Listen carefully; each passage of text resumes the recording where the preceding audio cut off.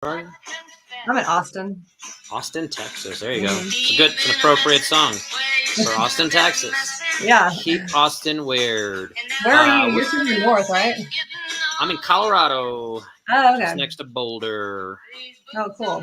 We're next to CU. Coach Oh, yeah. Prime. My niece was thinking about going there. She got accepted. Congrats to her. Yeah, I mean it's a fun college town for sure. Yeah. Well, we are live here with Dr. Kelli Wilson, and again, I think we're getting into the double digits of me having pelvic health people on to the extent where people are like, "Why aren't you a pelvic health specialist, Bo?" I don't know, but I'm an orthopedic specialist. I see a lot of folks, and something I learned in physical therapy school back in the day, I was like, "This seems like an area that needs a lot more attention." What up, Jimmy McKay? If anyone knows Jimmy, he's jumping in there from the LinkedIn. So yes, Dr. Kelli Wilson, fellow of the AAOMPT, American Academy of Manual Physical Therapists, and she started the SIG there, the Special Interest Group for Pelvic Health Specialists, correct? Mm-hmm. And coming to us from Austin, Texas, and we kind of coordinated and said, let's get on here, let's talk again. We want to spread this message, and she does have a resource coming out for people like Jimmy who need male pelvic health consultation. I know Jimmy's getting up there in age. Jimmy and I have talked about. No, we're not going to share Jimmy's information. But yeah, so Dr. Kelli, tell us a little bit about your specialization and what brings you here. Well, thanks. I'm excited to be here. My background started out in orthopedics, and I have my orthopedics certified specialty, and I'm a fellow of the American Academy of Manual Physical Therapists. I kind of fell into pelvic health by being in a clinic that supported full-time pelvic health therapists over a decade ago, which was not heard of back then. And the way that I fell into pelvic health, I had a patient that had coccyx pain. And I asked the pelvic health therapist, can you see this person that's had 20 years of coccyx pain? They can't sit on a bench. And that therapist was like, I don't do that. I don't do those type of treatments. And I was like, okay. So I had to kind of use my toolboxes and call some mentors, because back then there weren't any really classes. You know, you learned as a joke in PT school about internal coccyx manipulation. I got some resources, mentorship, and I ended up doing an internal coccyx mobilization on this patient. And it lasted less than 2 minutes.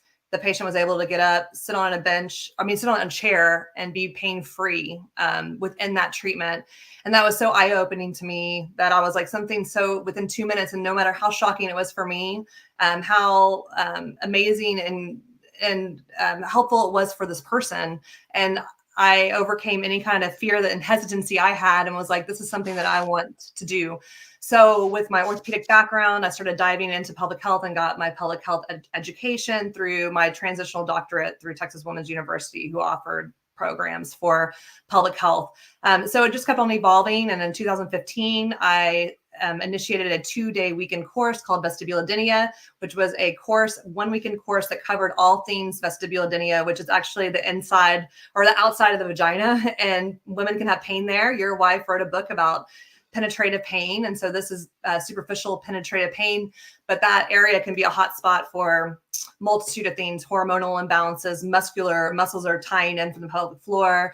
But the difference with my course was tying in orthopedic approaches with pelvic health concepts. And so that course taught 1 full day of like, when you're actually doing a lateral hip mobilization, when you are doing something at the sacrum, when you are manipulating the lumbar spine, or, looking at the TL junction, how are you looking at the neural influences that are traveling down and mapping that all together down to the opening of the vagina, and be thinking about what you're finding is the trigger for that patient, whether it be biomechanical, whether it be neuropathic, and pulling in those clinical reasonings for these really complex topics. And that evolved into a male course. And so I was teaching how to treat a man in pain.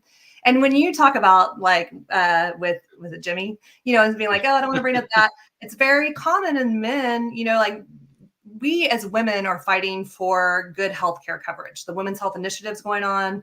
We're trying to get funding, get proper postpartum care, and we still have ways to go. But even with men, the discussion of testicular pain, impotence, penile pain is very hush-hush, even within you guys friend network.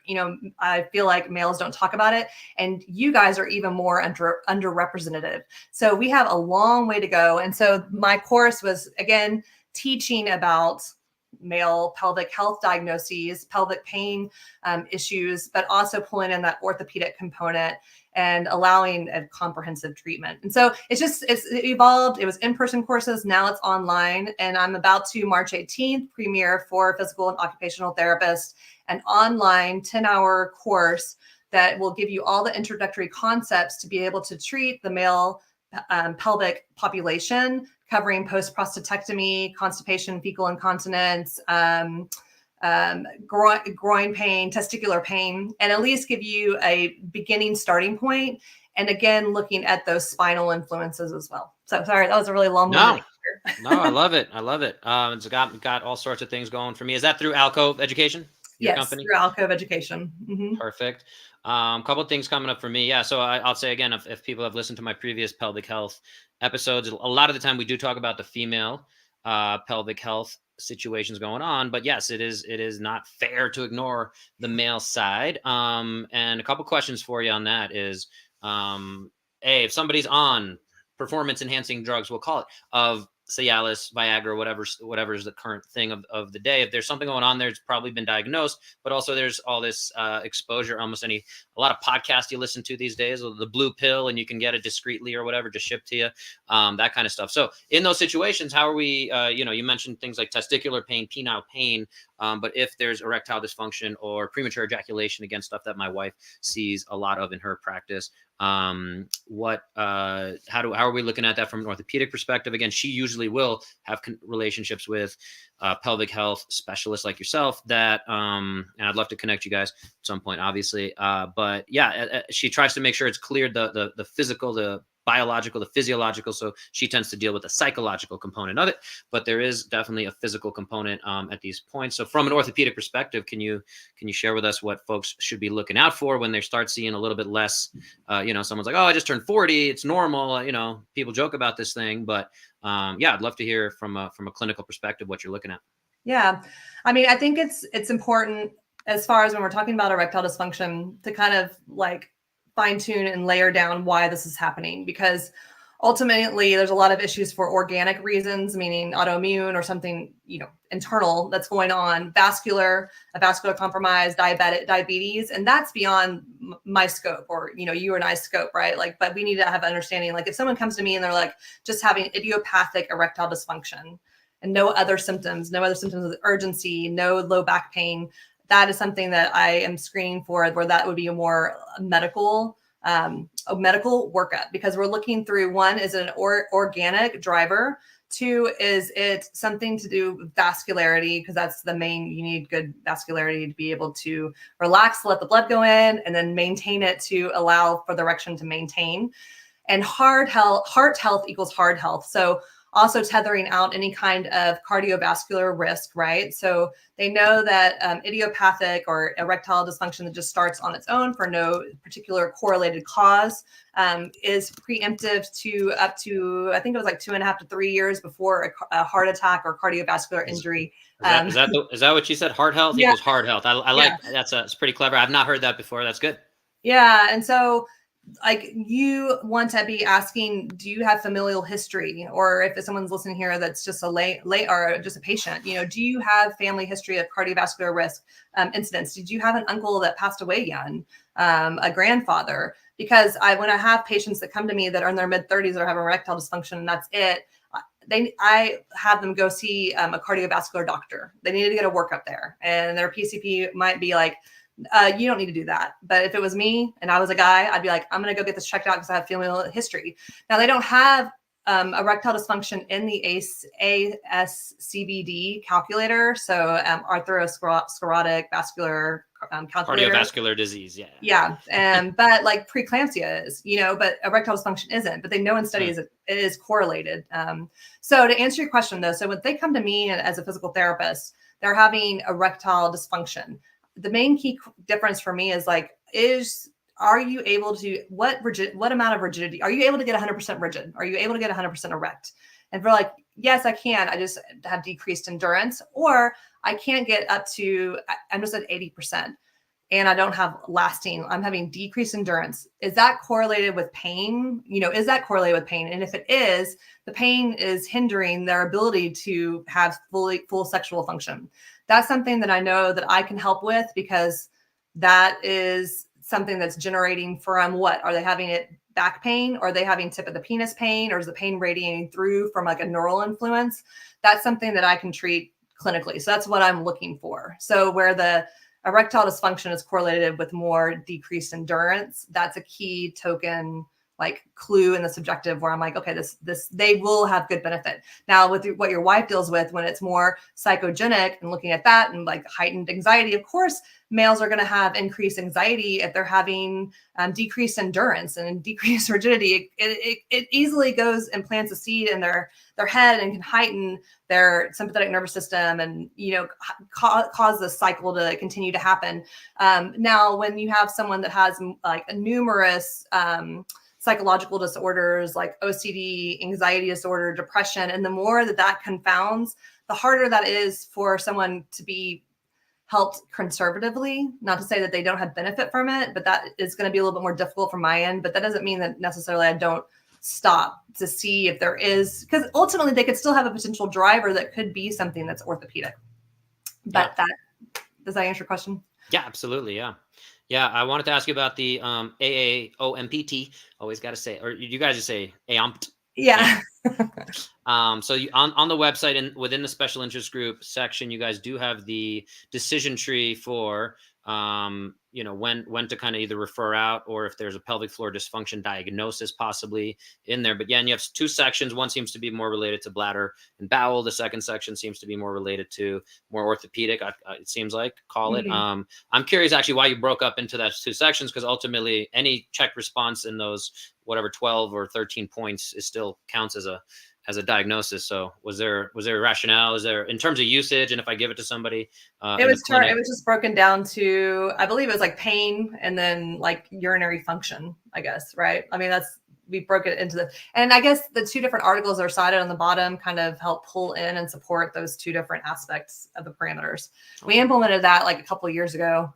It's been a hot second since I looked at that decision tree, but yeah, basically any orthopedic therapist or any therapist can utilize that in the clinic. And you're right. It's like if they check off one box, that is going to funnel in the possibility of the pelvic floor dysfunction. Now, like that study, Dufour, the author, like they were doing a study like where they were taking a questionnaire, and it was quite a large study of people coming into an outpatient orthopedic clinic for low back pain. And what they found was that 95% of those people had one or more pelvic floor dysfunction. So the likelihood, so my whole thing with the AOMP, is with, since I'm a fellow, I can say this, but like, I'm like, if you think you're the best of the best, you need to have a baseline understanding of what the pelvic floor is. Doesn't mean you have to learn internal work, but understanding like how that works, because the levator ani and the pelvic floor muscles are the number one primary stabilizer for the SI joint. So if you are not knowing how to at least have like an external understanding on how, the pelvic floor muscles work dynamically with the total body system and the back, then you're missing a huge piece of the puzzle. Yeah, absolutely. And yeah, I look at it, and for anyone who wants that, you just Google what I did after listening to one of Dr. Kelly's talks here was I just Googled AAOMPT pelvic health special interest group, and so yeah, it's right on the bottom of their main page there, and it's just a single page that you could print out and hand out to anybody. Again, I usually with females will hand that out or not hand that out, but I'm sorry, I'll ask them if they've ever heard of a pelvic health physical therapist. Pretty much 100% of females who have low back or hip stuff going on. Then the question of, did you have any kids previously? Was it natural or C-section? And then again, starts that conversation of whether we need to refer out to a pelvic health specialist. As again, I'm not doing internal work, but we are lucky enough to have a pretty good group of pelvic health PTs in the area that I'm always liking in building a relationship with and sending folks to make sure that ultimately, again, for anyone listening, again, I have a lot of pelvic health PTs on here because I think it's something that doesn't get talked about. I think the whole topic is fascinating. I think there is some taboo about it. I think it becomes an awkward conversation, but yeah, going past that, it needs to become much more normalized. So that's why we're here. I did want to ask you kind of not personal, but because I have a patient who just underwent an RALP, radical laparoscopic prostatectomy, and he did a bout of pelvic health, male pelvic health PT to try to get back and get his leakage under control. So I'm working with him with a lot of strength training stuff, out of my garage here and getting him strong. And that's something we were working on before his procedure. He's still having some leakage issues, even simple kind of mountain biking stuff going on that produces leakage. I kind of want to ask you and pick your brain on, and I know you had a recent podcast on the AAOMPT. So you guys need a better flow there. But yeah, on the podcast talking about respiratory connections, right? So definitely something I look at again with almost everybody. And so I'm curious, you're familiar with the kind of core coach biofeedback stabilizer and just transverse abdominal. I know you're familiar with transverse abdominis activation, but are you familiar with that kind of stabilizer concept? My question or concern, or speaking with folks previously, especially pelvic health specialists, sometimes they think that sometimes getting too much transverse abdominis activation might actually lead to over activation of the pelvic floor. Is that something maybe you agree with, disagree with? Should I be working with him again from an external perspective, mostly with kind of core bracing, so to progress towards being able to lift heavier and heavier loads? How old is he? About 40. Because some of the men, it's an interesting question because he's younger, right? And he was healthy before this happened. Yeah. So I mean, he's not like some we think of our older males like with a little pot belly. And the problem with if I go he's got a little bit of a pot belly. I'm going to call him out. I'm going to circle back around for you, but like just a kind of imagining the older gentleman that gets a prostate removal. Well, interesting with males, they don't have like, normally, unless they have prostatectomy, they don't have stress incontinence like females. It's just very rare, right? Most of the time, any kind of urinary issue that they have might be urgency, but they don't necessarily have leakage with urgency either. It's just like an urgency issue, but they have, you guys might have like leakage after you toilet, like after you urinate and you dribble, like they call it post-nutrition dribble. But why is that? Like a lot of times y'all are more susceptible to hernias, inguinal hernias, because you don't have a vagina, things can't fall out of that. So the pressure system gets messed up and you are susceptible to umbilical hernias. So you get this hole in your tire and your pressure system's off, and then they start recruiting their rectus abdominis and their over external abdominal engagers, and maybe in some ways they're just engaging everything. Their transverse abdominis are under engaging, but with those guys, I'm thinking about with those guys, prostatectomy, they are so over engagers for their external muscles that you really have to like take a step back and get them just completely relaxed and just get their breath in tune, because they're such paradoxical breathers. So it's really just like kind of getting awareness. And if I can get everybody in before a prostate removal, that would be amazing in our healthcare system, because just to get men aware of their pelvic floor, because if they have been paradoxical breathers for freaking 20 years, like it's hard to educate them after having a traumatic surgery. So for your guy, like, just to add some color to that, yes, he did undergo a little bit of pelvic floor stuff beforehand, and I worked with him again for a few months, working up to the surgery, the procedure, to work on his breathing, work on his bracing, work on his overall strengthening and just conditioning. And he's a big bike rider too. He's a big bike rider, whatever that's worth to you. Mountain biking. Yeah. I mean, so with them, I mean, I'm sure you work a lot with like breath work. So it was like working on just getting like the breath and getting normalization with the pelvic floor muscles with the breath, right? Like, so I try not to like necessarily implement anything with TA initially with them at first, just because they start just over engaging everything. So it's getting that's why I'm asking, because my instinct as an orthopedic specialist is to say, let's work on this control through the TA. But yeah, again, I where's that gray line, or where are we pushing over that? Like, that's the overactivation part. Yeah, for me, and you're without like, internal work, or maybe, should I be palpating, obturator internus, or going somewhere down there? Is there something else I could be looking at as, again, from orthopedic external only? so when he's like, there's a great test that's validated called the coccygeal movement test, and it's a great test to assess the pelvic floor muscles out in the clinic. And so what you do, let me actually grab this model. So with a lot of my males with the post prostatectomy, oh gosh. So if you take, your hand and here's their gluteal crease, right? But you take your middle finger and you slide it down just to the backside. You're not trying to get to the tip of the coccyx because men is more curved anyways, but you're just trying to gently lay just right here. And then your other fingers are just kind of feeling, are they just gluteal recruiting? But with with inhalation, what happens? The pelvic floor muscle, oh gosh, I'm getting turned around as a mirror. Okay, sorry, there it goes. With inhalation, the pelvic floor muscles lengthen and drop down, right? So the tailbone extends back. So with inhalation, you should feel the tailbone kind of kick into your finger a little bit.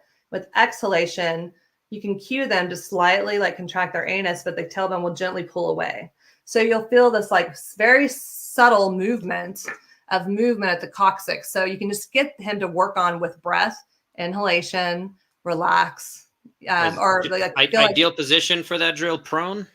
No, you can do it standing or standing. Actually, I do a lot standing. So if you progress them, so you can do it standing, you can do it seated too, but standing is the easiest way to do it. So get them to just relax. They feel like they're letting go of their tailbone on inhalation, and on exhalation, you can get them to gently cue and to kick, and you can isolate and give them tactile feedback with cueing the pelvic floor. So just with breath, and also looking at their intercostal angle, getting more make sure they're breathing through 360-degree breath, with making sure with men, a lot of times they're stuck in an out flare, so they have excessive lower rib intercostal angle, meaning that their ribs are kind of flared out. So maybe just making sure they're getting that nice return home back and forth, because if we can get the diaphragm in an optimal placement, the pelvic floor muscles mirror that and they go into an optimal placement, and then they start being able to handle those mechanisms just with breathing. Now, for your question with TA and activation, are you initiating in supine normally, or how are we? Yeah, hook line. Yeah, hook line. And sometimes with the guys too, you can implement what you just did with your breath and have them be aware of what their pelvic floor muscles feel like with their inhalation. And they don't understand pelvic floor muscles. You're just saying what does it feel like? Maybe you can help me. What does it feel like? Do you use the term perineum, or the tissue under around your anus to your testicles? The perineum. I don't know what you guys call it. Do you have the taint? The taint would be the slang, but I think most there's probably some term that someone will get, but yeah. Sure. So getting them to have the mind-body connection of what it feels like down at their perineum. That's a good cue. And then laying on their back with their feet against the wall, 90-90 sometimes helps a little bit more than the hook line to get there if they're stuck in a lower lordotic curvature, and have them breathe. And you can tactily cue him down near the just medial to the ischial tuberosity, with your fingers just right here to feel if there's any kind of movement of the pelvic floor muscles, if you wanted to take that there. Because then the next layer would be to start adding the transverse abdominis. How is because the transverse abdominis co-contracts with the pelvic floor muscles. Right. Well, that's been my understanding, and something I've used for almost every low back patient back from when I first was a new grad in the clinic. We had them there in New York City, busy orthopedic clinic, and so the part where again we get that biofeedback with the stabilizer device, kind of blood pressure cuff, if someone's not familiar, and it just gives them that feedback of are they fighting, doing a posterior pelvic tilt and able to activate that transverse abdominis. I kind of talk stage 0 to me. And there's Shirley Sarman progressions there of heel taps, heel slides, leg lifts, even bringing both legs up off the table or whatever, off the floor. And then you mentioned bringing the legs up against the wall, kind of like a PRI approach. Is that kind of where? Yeah, sometimes it's nice to get them just unloaded if they're not getting that connection. Maybe a PRI, you can put a ball between their knees. But with the blood pressure cuff, I think one thing that you can implement, and you don't want them to hyperventilate, but like really getting them like when they're trying to cue their TA just for a little bit to get the mind body connection with a slow exhalation, like blowing hot air on glass and really trying to feel that co-contraction of the pelvic floor muscles of the transverse abdominis can be pretty powerful with those guys. Because with my post-prostatectomy guys, when we're going into lifting and more functional stuff, we're going into like exhalation with the lift, getting the brain connected with what's happening down in the pelvic floor muscles.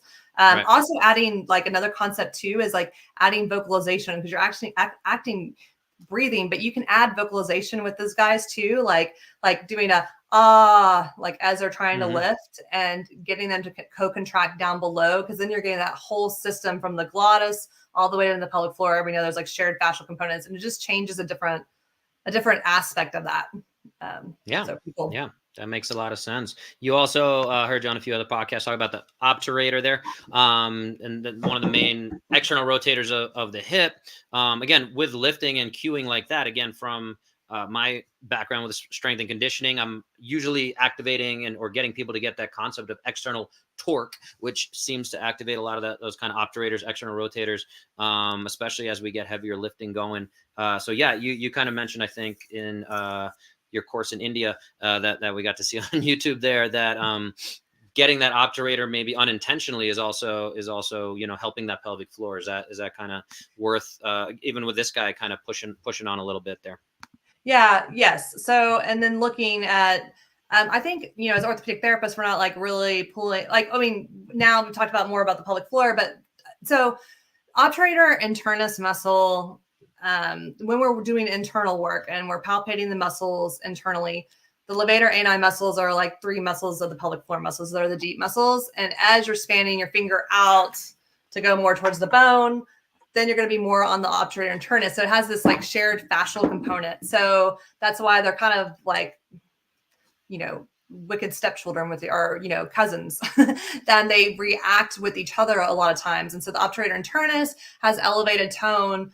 Therefore, that side of the pelvic floor muscles can also have, elevated tone due to inability to have proper movement.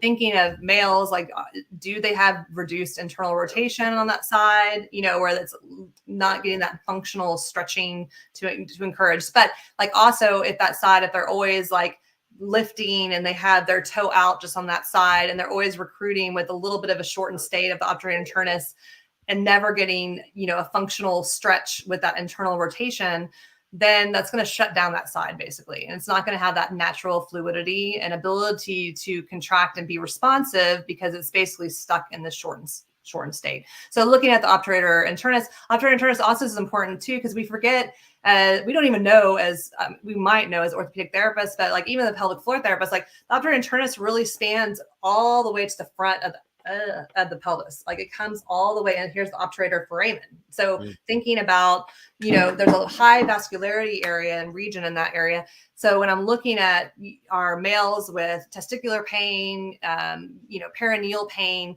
tethering out, like if the obturator internus is shut down for some reason, who knows why, positionally, if they had an injury, is important as a clinical therapist to screen and tether out. Yeah. Do you just test hip external rotation, or are you trying to do more specialized kind of positional, trying to really tweak it out a little better? There's a way to assess the pliability. Like if I wanted to be just like a localized tissue, I can assess through the obturator foramen externally. But you're talking about tenderness to touch? No, like for a type of pliability, like with passive hip flexion, you can be like assessing this tissue here, but that's like a, tenderness, and you're using that contact with your finger. As far as like special tests or movement, I'm looking at internal, external rotation. I'm looking at how the hip distracts and mobilizes. I don't know what else are you talking about? I'm like, what am I missing? Yeah, just in supine, we're just saying, hey, keep your toes straight, and I'm just trying to see if we can push them into an internal rotation, and how strong is their external rotation in that kind of position, something like that. And the same thing of if we're getting to a position of squatting, and they're not getting that concept of like torque again of externally rotating. Most people seem to pick that up, but they often need those cues to get that. So sometimes, that's the other piece too, where I feel like I can we know most physical therapists can show people that they're weak in certain positions or certain things that they haven't trained. But then, yeah, I love when, PTs are telling a guy who can deadlift 500 pounds that his glutes are not firing or something like that. It's like, there's probably more going on. But yeah, there's, that's where I'm wondering again, if there is a little bit more. And also, I mean, even looking at the patient in prone and seeing, I mean, doing a simple like glute test or for glute strength, like we're not breaking down, like what are we seeing at the glutes? Like how are they responding with that manual muscle test or a prone knee bend with hip extension? What does the recruitment look like? Is it all at the lower aspect of the glutes instead of like the whole glute? Because if they're just puckering and you see this like inferior gluteal crease and they have slight external rotation going on, that's probably the obturator internus, externus, external rotators, and inferior glutes. Like they're all activating, and we need to share the load more. What's happening, and get more normalized activation throughout the whole glute. So then that guy can actually properly lift 500 pounds because he's just doing everything through his inferior glutes. And so just kind of, I think, breaking down how and looking at the patient and how they're just simply recruiting these things, and even in standing and looking back and pulling out and just breaking down those fine tuning those patterns can be very helpful. Yeah, for sure. I love it.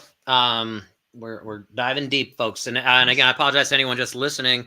Go check out the video on YouTube or Facebook or LinkedIn. Probably YouTube, but yes, if you're just listening on your podcast player, we're getting a lot of good visuals from Dr. Kelli of what we should be looking for there. I want to be respectful of your time, and we can kind of start to wrap it up. And wanted to ask again if there's anything else major you want to talk about. Again, if someone's presenting with, utilizing this questionnaire, first of all, the big thing there is to refer out or to someone who's a specialist from your decision tree, or is it, again, you think that we should be building these skills and the kind of the course you're teaching through Alcove coming up, the 10-hour course you're talking about, is that something that'll allow someone like me to feel a little more confident saying, well, hey, we can really address these things? It sounds like from everything you're saying, like, you feel like we can build these skills without having to refer out.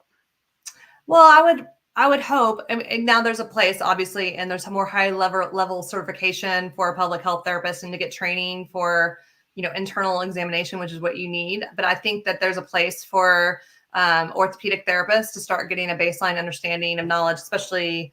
I have a course too for female introductory pelvic health training. It's online, and I offer a 1-day in-person course. The thing that's different from me from the competitors is that this course is 12 hours of lecture. It includes videos on internal and external examinations on live models. So you have that resource. It comes with, and both courses come with educational handouts, case studies. It's very comprehensive. Now, the in-person course that I have is 1 day, includes vaginal and rectal palpation, and it covers sexual dysfunction, bowel dysfunction, and urinary dysfunction, all in that 22-hour course, instead of having to go to 3 different weekends. If you're an orthopedic therapist that are thinking about going into, pelvic health, and you want to know the information to get you to be effective treating these patients efficiently, that's a great course. Now, my male course is all 100% online, but I have a 2-day course for how to treat a man in pain that covers all, in person, but it's more involved with male pelvic pain conditions. So even diving more into hernias, groin pain, testicular pain. And I would like to say, like with testicular pain, I just put it in a submission for the AAOMPT conference for next year to present on testicular pain with Adrian McCauley. And what's important with that is that testicular pain seems so scary to treat, if someone comes in with that, but you can do 100 things to treat testicular pain without ever touching the testicles, without ever touching the pelvic floor, meaning that the way that the neural influences, are supplying the sensory skin, the scrotal skin, is coming from the thoracic lumbar junction, T12 to L1. So mapping out like that path for ilioinguinal, genitofemoral, and thinking and knowing the neural influences there, and then ultimately the pudendal nerve too, coming out of the sacrum. Looking at hip and tying in all those considerations, because if the driver is coming from something more proximal, then you're going to be 100% successful with treating them orthopedically. And so I think that it's important for therapists to know that they can do that, and they can be effective, and they can be confident, and know that they're not having to go to someone's directly to someone's testicle. A lot of times it's not something that's completely driving from a localized, unless it's like a post vasectomy syndrome, scar tissue, or a localized issue. But I just wanted to bring that point home to you guys. Yeah. Yeah, no, thank you. I think you did a great job finishing that up. I do want to be, again, respectful of your time, the listeners' time. Appreciate everyone tuning in. And tell folks where they can find you, best places to go. So you can check me out at alcoveeducation.com, on Instagram at alcovepelvic_ed. To check out, I always am posting tips. I'm trying to be angled towards the occupational and physical therapist to really give you some high-level tips on assessment and treatment for complex pelvic pain conditions. And you, if anyone has any questions, you're welcome to email me at Kelli, Kelli, at alcoveeducation.com. Or questions at alcoveeducation.com. Or Same questions one? at alcoveeducation.com. That's the one we have in the show notes already, but that's all right. Yeah. And Kelli spelled with an I for anyone looking for her on LinkedIn, which I was. Yes. Well, thank you again for your time, Kelli, Dr. Kelli. Really appreciate everything you're doing out there. And again, I'm excited to see, you kind of mentioned earlier in the podcast that, 10 years ago that some of this stuff was just, barely scratching the surface of what's out there. And now we're hopefully getting to a place where this is becoming a little more normalized, especially in North America. Whereas, again, a lot of other countries, especially, postpartum, they talk about pelvic health being just a standard of care there, where, again, most women, especially, and men definitely out here, never heard of the concept until they're maybe faced with something like a prostatectomy, and then they probably get that after the fact, and if they're lucky enough. And we're still behind. We're still behind on prostatectomy care here in the United States. Like, there's a lot of discussion on saving their life, obviously, which is important because they have cancer, removal. But the lasting effects from that, sexual function, is not important. Right. It's like kind of like you're on your own. It's a little bit different than Australia. That's kind of paving the way, for treatment there. So, definitely going and searching, looking online for a pelvic floor therapist. Anyone out there, I mean, I would recommend that. Yeah, appreciate it. Anything to look for, I guess, for anyone out there, again, if they're experiencing either from let's stick with the male perspective of testicular pain, erectile dysfunction. Is there any certifications other than yours, obviously, but and anything else to look for? I mean, there's the AAOMPT has a pelvic health specialist certification, right? And then is it William and Harmon and Wallace, sorry. They have a male course. They don't have a certification. So they do have a male pelvic floor course. And I think their level 2 includes a little bit. So they have like 3 different levels that you can go through. And they touch upon male pelvic pain. I know they have a weekend course. But as far as certification, there's no current certification to be specialized in male pelvic health, unfortunately. So gotcha. There's only a few. I just searched male pelvic health in my area, and I'm wondering what that does for me. Let's see what happens. I don't know. Google's giving me weird stuff going on. What are you doing, Google? Oh, I think it's not. I have my location sharing turned off, I guess. There's a men's clinic for different things, but male pelvic floor therapist near me. There's some different stuff, but anyway, for anyone out there, again, you can reach out to folks like myself or Dr. Kelli, that we might be able to help guide you if you have trouble just using the Google machine, as I just did. So yes, thank you again, Dr. Kelli. I hope the listeners got at least 1% better today. I know I did. So go out there and stay ahead of those curves on some of those scary diagnoses, and we'll see you guys next time. Take care.